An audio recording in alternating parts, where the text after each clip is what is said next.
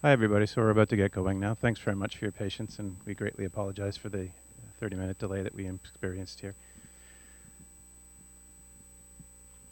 So we're here to answer questions on the historic development today, the adoption of the GMBM, amongst all the other developments that occurred at this assembly.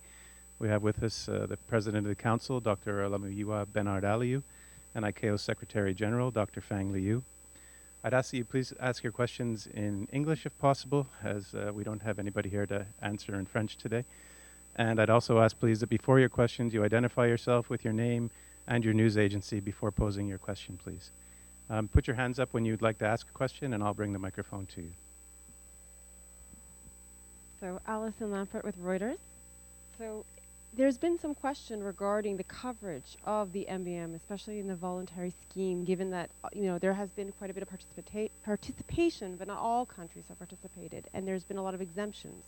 So, how would you argue then that this MBM does indeed will allow the industry to meet its carbon, the 2020 goal?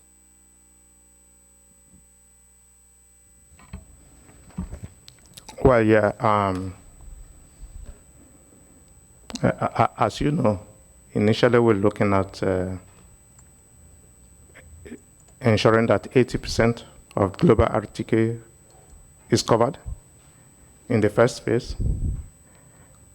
But I'm pleased to inform you that from all the announcements and commitments that have been made, that we have more than 80%. We have, in fact, 83% now, and 64 countries about. And we expect that after the meeting, we'll get more people to participate. So actually, our initial forecast is being surpassed at this assembly. And the coverage will only increase. We're going to ramp up our efforts to continue to have conversation with our member states, and hopefully in the next few years, I'm sure the coverage will increase.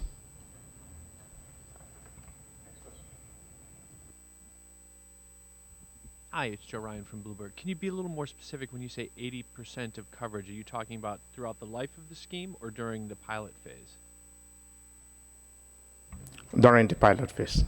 And again, 83%, 84%. We have to see the final tally, but it's about that, yeah. And is that emissions or RTK? RTK, because we're talking RTK, yeah. Okay.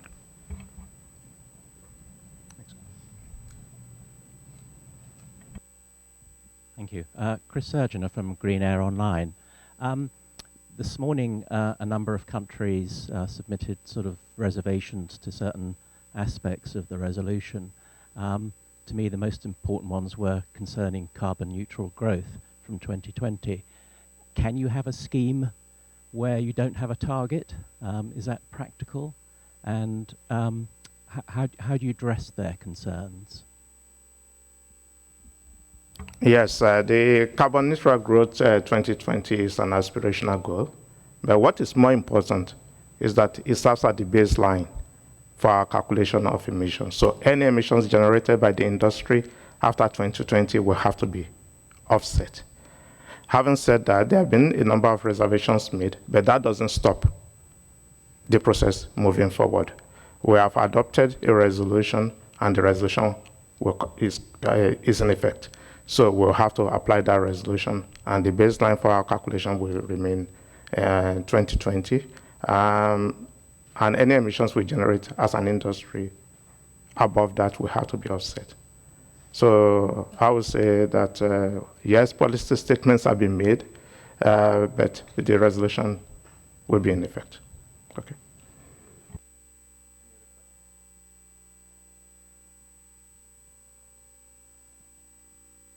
Hi, I'm Camille Von Cannell from Climate Wire, and I have kind of a specific question about language. I saw that there was a phrase eliminated from the text this morning referring to the share of global aviation in the carbon budget in light of the 2-degree and 1.5-degree temperature goals set in Paris. And I was wondering why that particular phrase was struck from the working paper 461, and if the elimination of just this phrase weakens any ties between ICAO's deal and Paris goals on climate change. Well, the decision we have taken, the historic decision we have taken, demonstrates our readiness as an industry, our decision to participate in all the efforts following the historic also Paris Agreement that took place.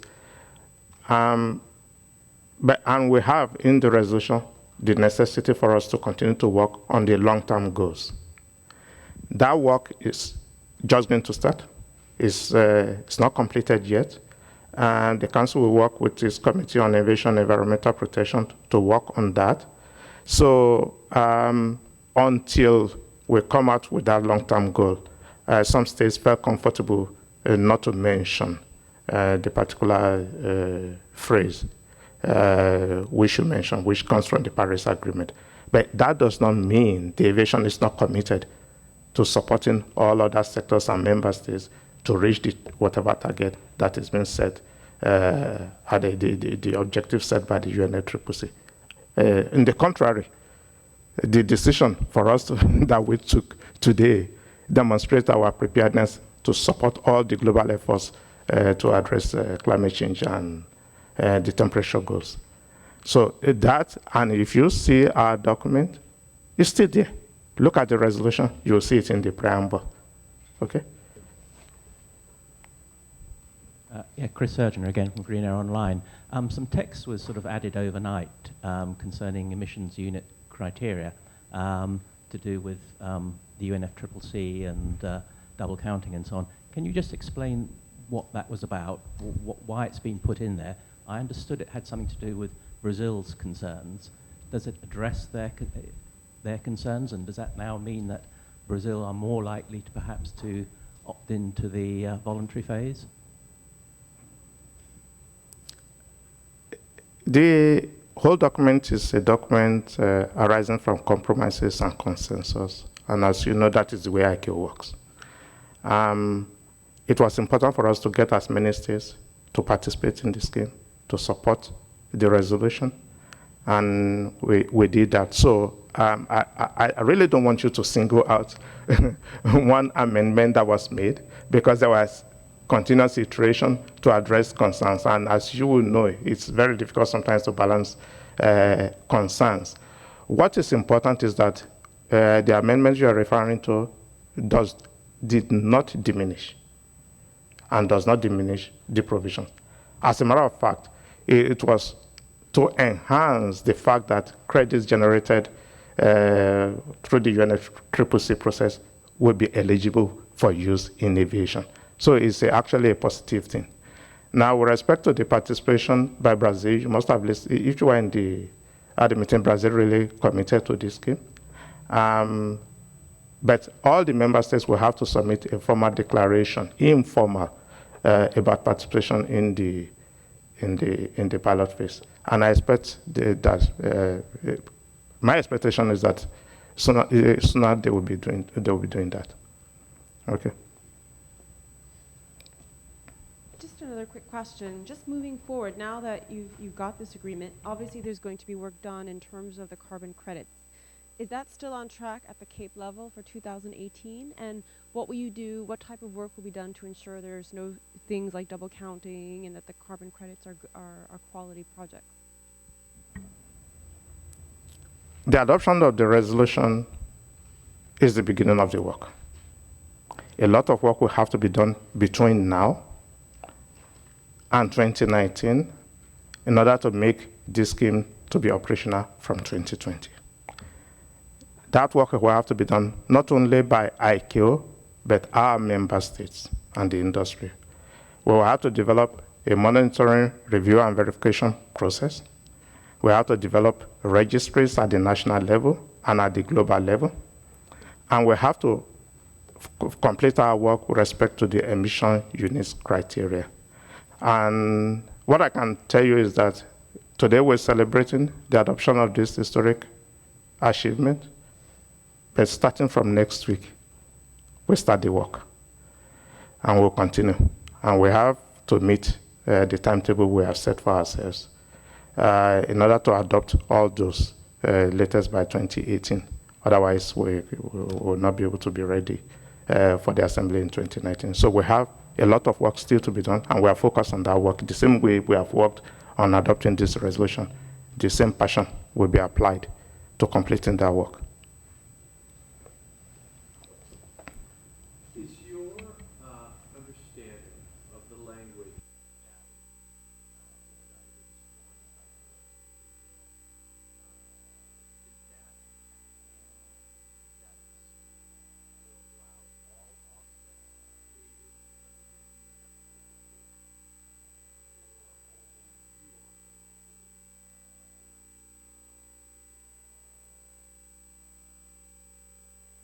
There was some words with respect to vintage in the resolution, but let me say that that is a part of work that we'll have to finalize. We have to ensure that there is no double counting. We have to be sure that the credits are credible. And we have to be sure that they meet a set of criteria, and those criteria will have to be finalized. So until we finalize the work on the emission units criteria, it is difficult for you to, for me now to tell you what will qualify for use for our system until we finalize the work on the emissions units criteria. But what the resolution says is that there is opportunity to use offsets that are generated through the UNFCCC process. We will also be able to use credits arising from aviation-related, perhaps, projects arising from developing countries. So we're looking at a whole range of offsets that will qualify, but we have to finalize the work on the emission unit criteria. All right. Any other questions, ladies and gentlemen? Oh, one. Just to confirm, China is in the pilot, the first phases, yes? That was what was said at the G20. I just want to confirm because we didn't hear it today. We are very encouraged with the statement made by China and the constructive approach and the supportive approach they have taken to this, and that is our expectation. But like I said, for ICAO, we listen to pronouncements that are made during our assembly, but for our official records, we still expect states to come back to us and confirm in writing all the pronouncements they have made.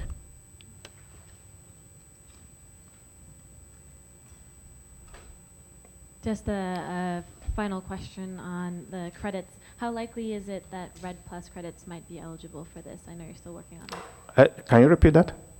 How likely is it that Red Plus credits be eligible?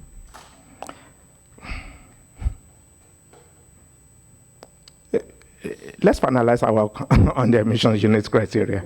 I've received a lot of representation from our member states, those that are very interested in the red credits, and we are looking at that. But let's finalize the work on the emissions unit criteria. Okay?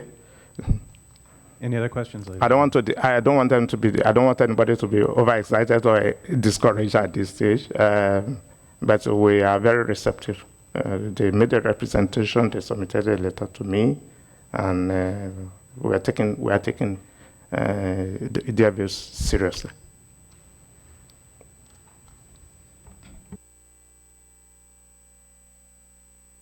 Any other questions, ladies and gentlemen?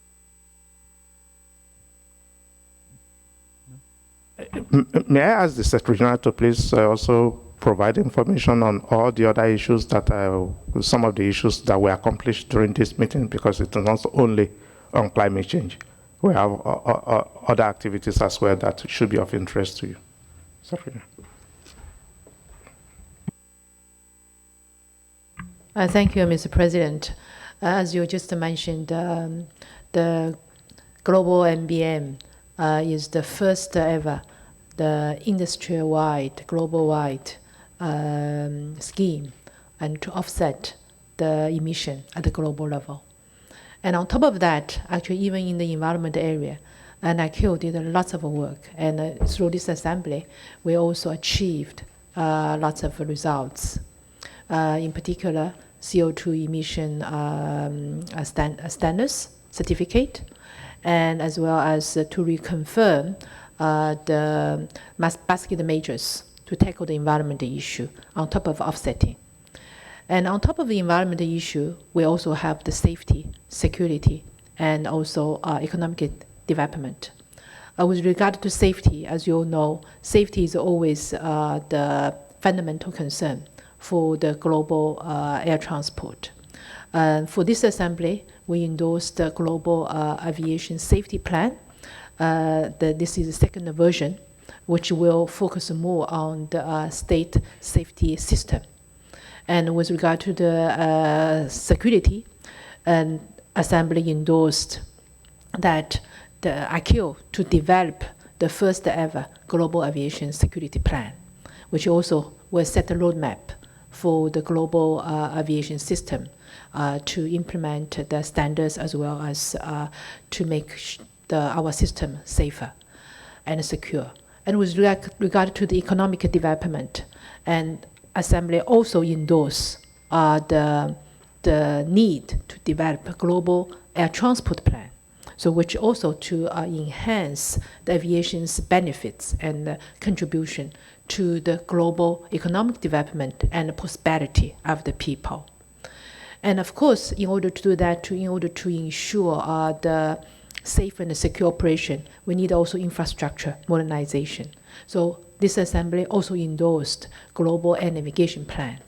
So you see, we have so much achieved during this assembly, and I hope with all this endorsement, we can contribute to the benefit and also betterment of the people and ordinary people, and including yourself when you travel to the elsewhere, and to have the better, safe, and secure and the conditions offered by our global system. Thank you. Ladies and gentlemen, I guess that will wrap up our press conference today then. Thanks very much for coming by. If you have other questions or follow-ups, please send them to me directly after or to communications@icao.int, and we'll get back to you promptly. Thank you very much, everybody.